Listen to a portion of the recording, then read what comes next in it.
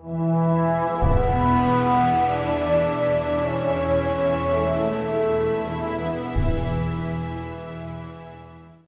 paz do Senhor para todos os irmãos.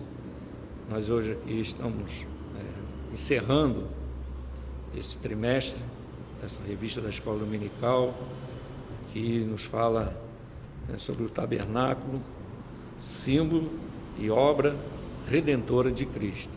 Então, durante esse trimestre, nós estudamos sobre o tabernáculo, como ele foi feito, o altar do holocausto, a pia de bronze, falamos das cortinas do lugar santo, do lugar santíssimo, e constatamos que fala da obra redentora de nosso Senhor Jesus Cristo. E esse tabernáculo foi instituído por Deus, deu a inspiração Deus a Moisés para que construísse esse tabernáculo, que era um símbolo da presença de Deus no meio do povo de Israel. Era um meio pelo qual os sacerdotes intercediam pelo povo, faziam os sacrifícios e buscavam a Deus, a orientação de Deus, e assim Deus se manifestou no meio do povo de Israel durante toda a sua caminhada no deserto e depois também por um período na terra prometida, antes que o templo fosse construído.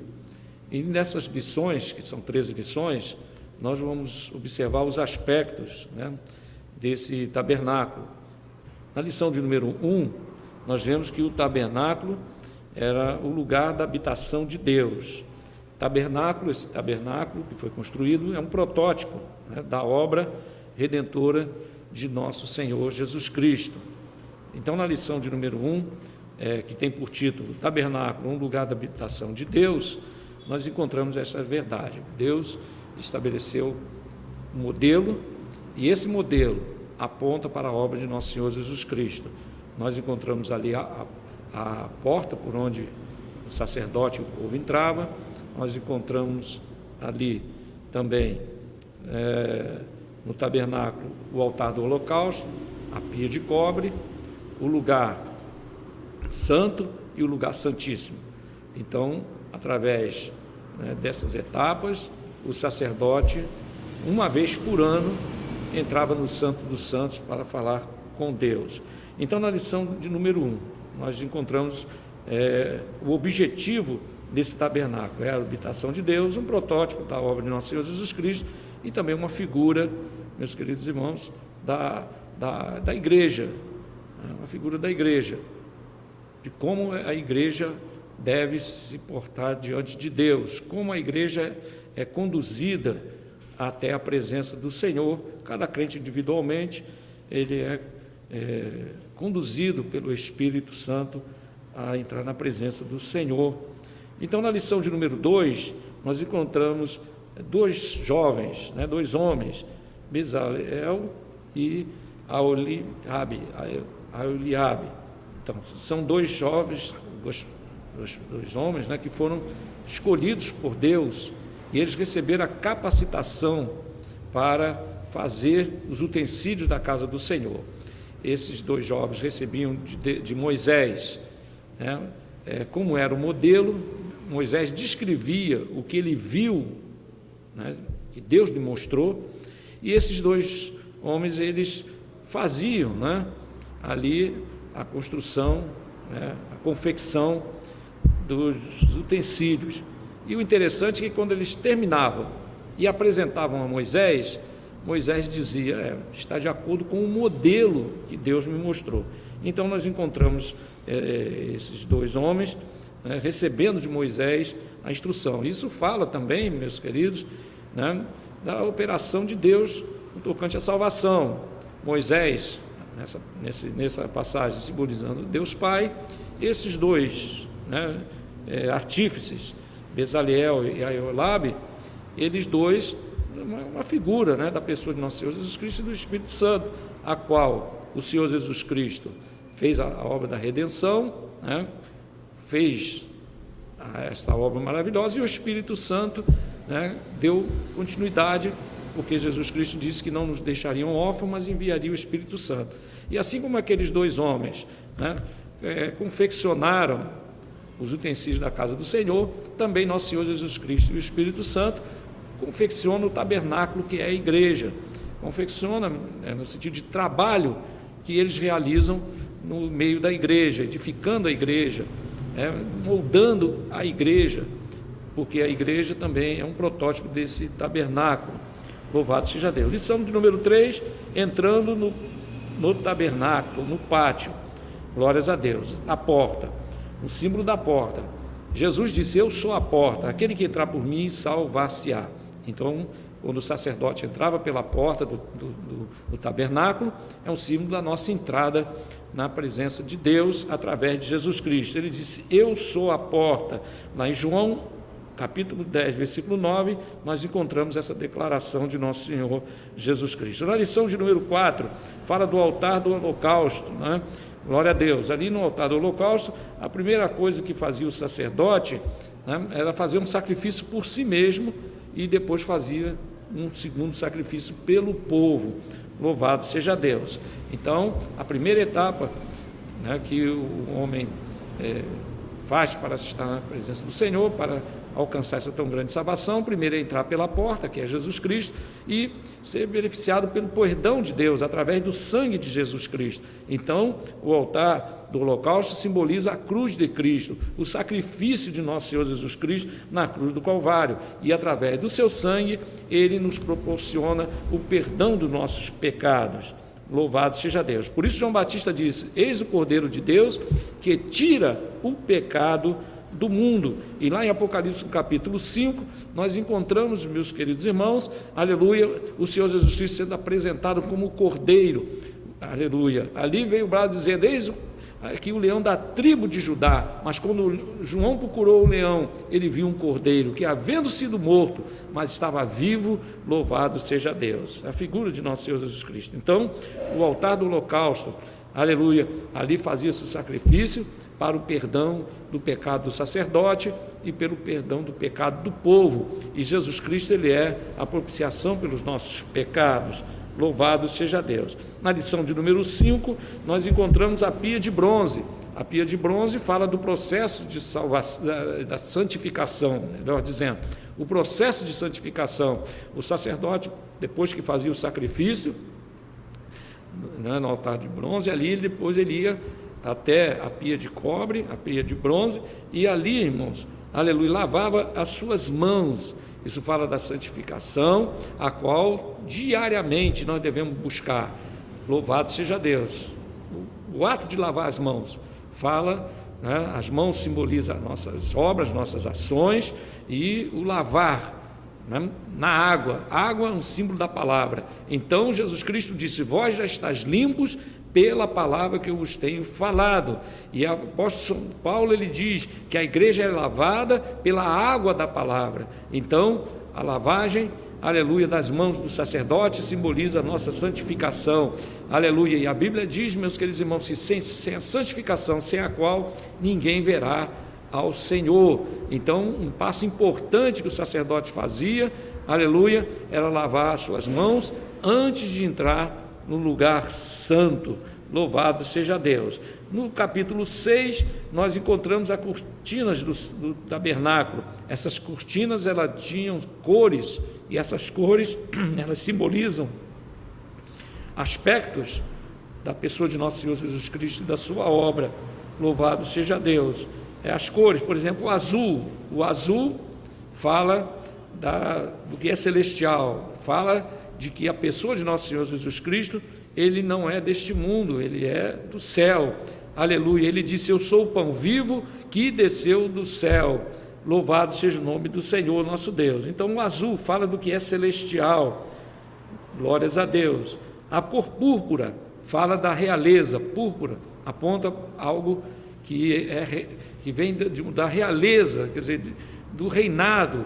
O rei, muitos reis usavam a cor púrpura, né? Assim, a cor púrpura fala, aleluia, da realeza de nosso Senhor Jesus Cristo, porque ele é Deus. A cor branca fala da pureza, da santidade do Senhor Jesus Cristo. Ele é santo, e a sua pessoa, ela é santa porque veio a este mundo, gerado pelo Espírito Santo, nasceu sem pecado, durante toda a sua vida nunca pecou, nenhuma palavra, aleluia, de engano saiu da sua boca, e lá no deserto ele venceu a Satanás, aleluia, vencendo primeiramente o pecado lá no deserto, quando ele resistiu ao pecado, e depois, posteriormente, ele disse: quem me convence do pecado? Porque ele venceu o pecado, aleluia. E também, meus queridos irmãos, a cor, aleluia, o vermelho, né? O vermelho carmesim, a cor de escarlata, fala do seu sangue que foi derramado na cruz do Calvário. Então, por isso as cortinas tinham essas cores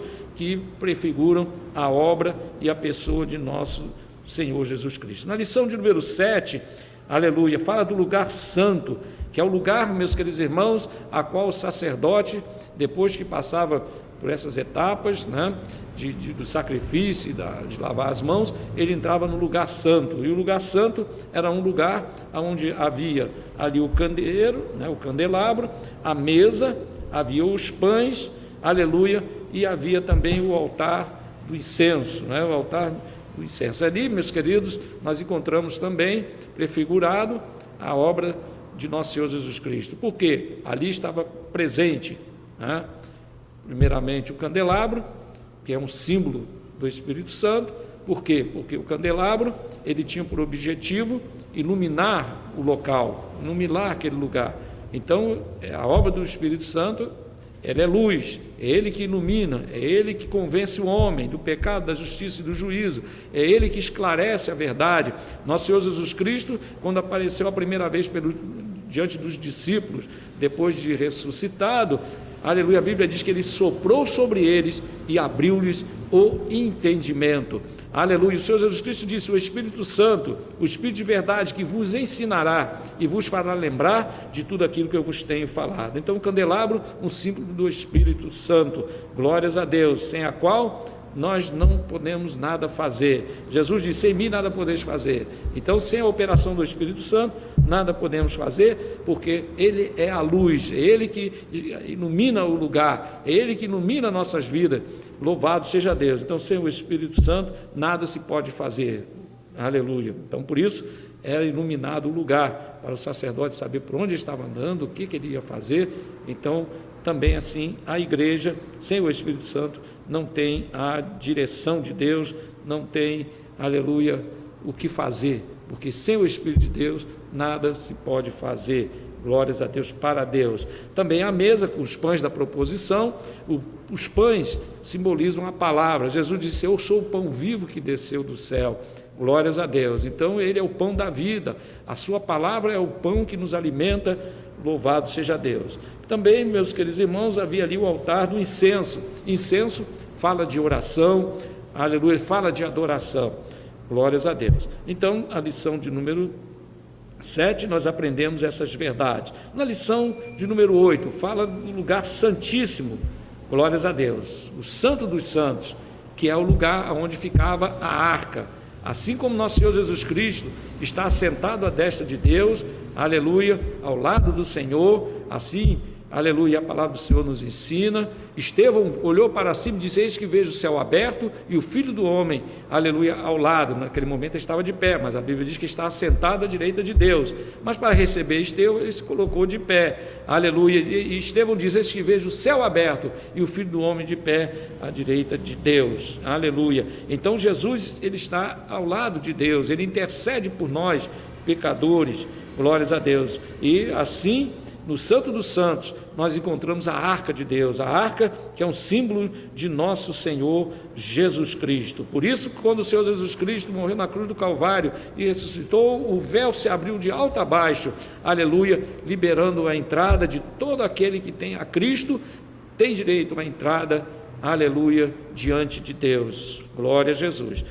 Lição de número 8, aliás, número 9, fala da arca. A arca, nós sabemos que é o símbolo da pessoa de nosso Senhor Jesus Cristo, feita de madeira, que fala da parte humana de Jesus, coberta de ouro por dentro e por fora, que fala da sua condição de Deus, aleluia. Então a arca da aliança, o símbolo de Cristo, aleluia, e Cristo, o mediador entre Deus e os homens, glória a Jesus, Aleluia. Muito bem.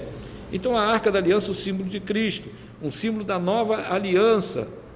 Louvado seja Deus, porque Jesus, ele é, assim como a arca era um símbolo da presença de Deus no meio do povo de Israel, assim a pessoa de nosso Senhor Jesus Cristo é, na verdade, aleluia, a presença de Deus no meio da igreja, com a certeza de salvação, a firmeza da igreja. Jesus disse: edificarei a minha igreja e as portas do inferno não prevalecerão contra ela. Glória a Deus, porque a igreja, ela é garantida, aleluia, por Jesus Cristo.